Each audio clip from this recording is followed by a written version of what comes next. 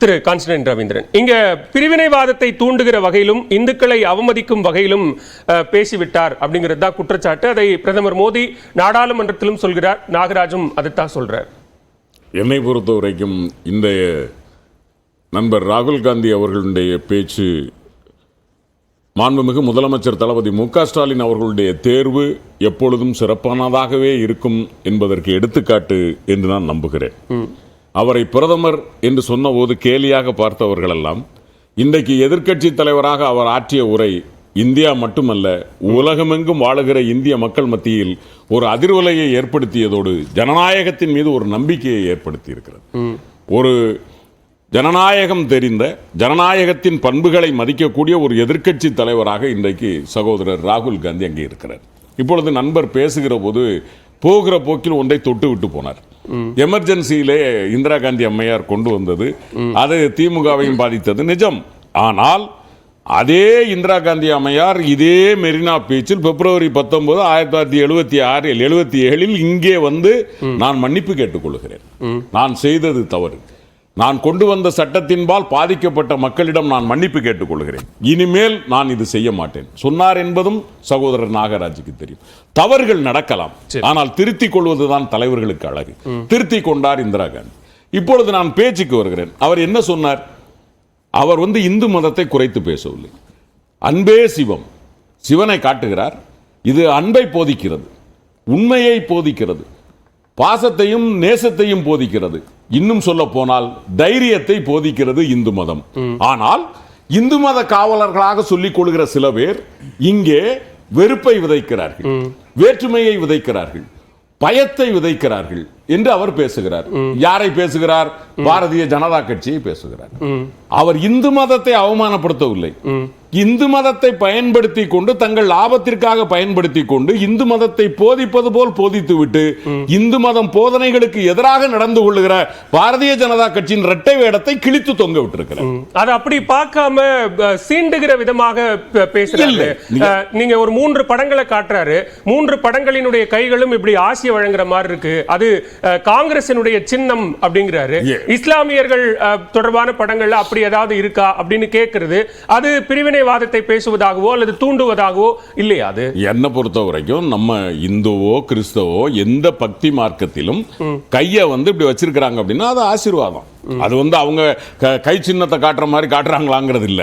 அது இன்னும் சொல்ல போனால் இன்னொரு முத்திரை, யோகா முத்திரை என்று கூட சொல்லுகிறார்கள். அந்த கை தைரியமாக இரு என்று சொல்வதாக கூட அது சொல்லப்படுகிறது. நான் என்ன சொல்லுகிறேன், அவர் பேசியதனுடைய வெளிப்பாடு எது?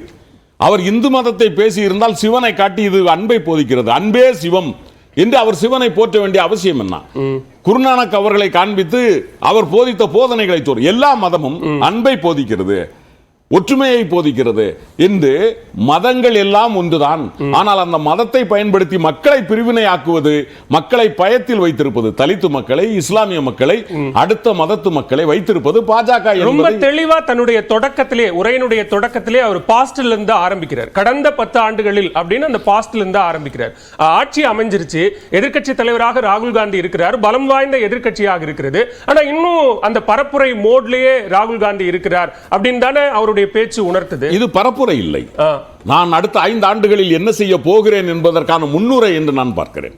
இந்தியா கூட்டணியினுடைய எதிர்க்கட்சிகளினுடைய தலைவராக, ஏன்னா அவர் ஓம் பிர்லா அவர்களுக்கு வாழ்த்து சொல்லுகிற போது காங்கிரஸ் கட்சி சார்பாக மட்டுமல்ல, இங்கே இருக்கிற எதிர்க்கட்சி தோழர்களின் சார்பாகவும் நான் உங்களுக்கு வாழ்த்து சொல்லுகிறேன் என்று சொல்லுகிறார். அப்போ ஒட்டுமொத்த எதிர்க்கட்சியினுடைய தலைவராக நான் அடுத்த 5 ஆண்டுகள் நான் என்ன குரல் கொடுக்க போகிறேன்? இங்கே இருக்கிற பாரதிய ஜனதா கட்சி செய்து கொண்டிருக்கிற மதவாத அரசியலுக்கு எதிராக நான் குரல் கொடுக்க இருக்கிறேன். அரசியலமைப்பு சட்டத்தை காப்பதற்காக நான் குரல் கொடுக்க காத்திருக்கிறேன். ஏன், இந்த மண்ணுக்கு சோறு போட்டு கொண்டிருக்கிற விவசாயிகளை காப்பாற்ற வேண்டிய பொறுப்பு எனக்கு இருக்கிறது. சபாநாயகருக்கு வாழ்த்து சொல்றாரு, வாழ்த்து சொல்லிட்டு உடனே அவரை விமர்சிக்கிறாரு. இதுவரைக்கும் எதிர்க்கட்சிகள் அப்படி சபாநாயகரை விமர்சித்து வாய்ப்பு கொடுக்கல, உரிமையை வழங்கல அப்படிங்கிற அந்த உரிமையை கேட்கிறது ஓகே. அவருடைய உடல் மொழியையே விமர்சிப்பது என்பது சரி. அங்கே நான் சொல்லுகிறேன், நீங்கள் அதை விமர்சனம் என்று எடுத்துக்கொள்ளும். அவர் என்ன சொல்றாரு? எப்பா, நீங்க இங்க இருக்கிற எல்லாரையும் விட உயர்ந்தவர் நீங்கள், உங்கள் தலை எப்பொழுதும் நிமிர்ந்து நிற்க வேண்டும், நீங்கள் எல்லோரையும் விட உயர்ந்தவர், உங்களை நாங்கள் மதிக்கிறோம் என்று சொல்லுவது அவரை அவமானப்படுத்துவதோ கேலி பேசுவதோ இல்லை. ஓம் பிர்லா அவர்களுக்கு இன்னும் அதிகாரத்தை கொடுக்கிறார். நாங்கள் உங்களோடு இருக்கிறோம். ஆளும் கட்சியும் எதிர்க்கட்சியும் இந்த 543 பேரும் நீங்கள் உங்களுக்கு தலைவணங்கி நீங்கள் சொல்லுவதை ஏற்றுக்கொள்ள தயாராக இருக்கிறோம். அப்படி இருக்கிற போது நீங்கள் ஏன் தலைவணங்கி நிற்கிறீர்கள் என்று ஒரு தைரியத்தை கொடுக்கிறார். ஓம் பிர்லாவை அவர் உயர்த்தி பிடித்திருக்கிறார் என்றுதான் பார்க்க வேண்டியது இருக்கிறதே தவிர அதிலே எங்க பிரிவினைவாதம் இருக்கிறது?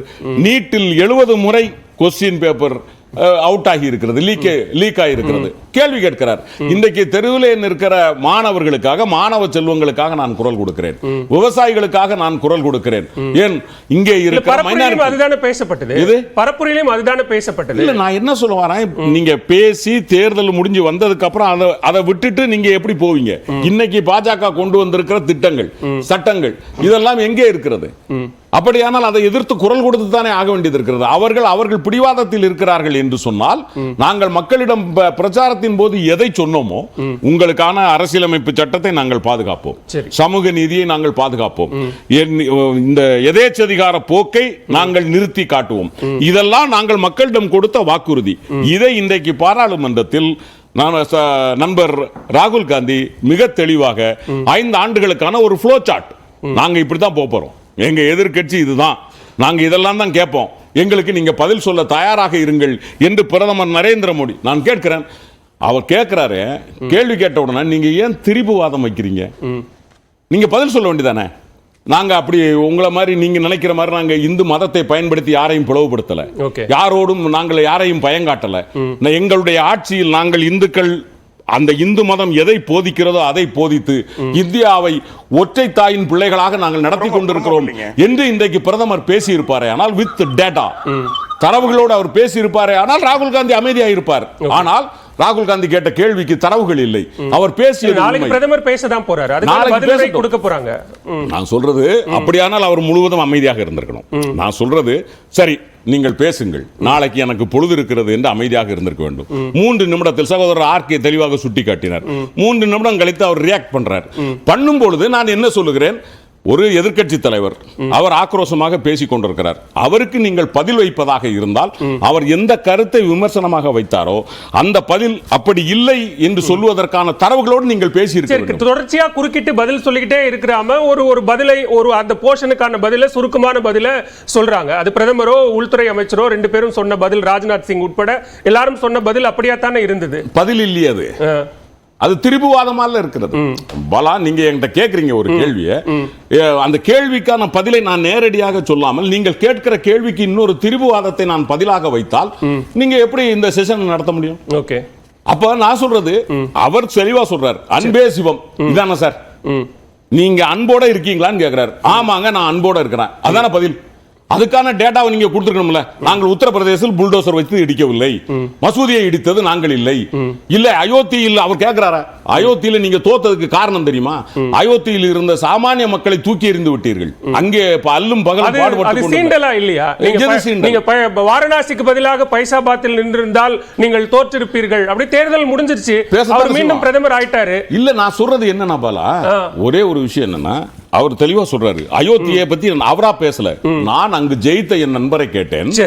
அவர் சொன்னார், இந்த கோயிலை கட்டுவதற்கு அங்கே ஏறத்தாழ 300 கோயில்களை இடித்திருக்கிறீர்கள், அங்கே இருந்த வியாபார பெருமக்களை வெளியே விரட்டி இருக்கிறீர்கள், சாலையோரம் வாழ்ந்த ஏழை எளிய மக்களை தூக்கி எறிந்திருக்கிறீர்கள். அது மட்டுமல்ல, அந்த கோயிலை கட்டினீர்களே, அந்த கோயிலினுடைய விழாவிற்கு கூப்பிட்டது அம்பானியும் அதானியும் தானே தவிர அயோத்தியாவில் இருந்த சாமானிய மக்களை நீங்கள் கூப்பிடவில்லை. எனவே சாமானிய மக்கள் உங்களை தூக்கி எறிந்திருக்கிறார்கள் என்ற உண்மையை அவர் பதிவு செய்திருக்கிறார். முதற்கட்ட பார்வை எடுத்துக்கிறேன்.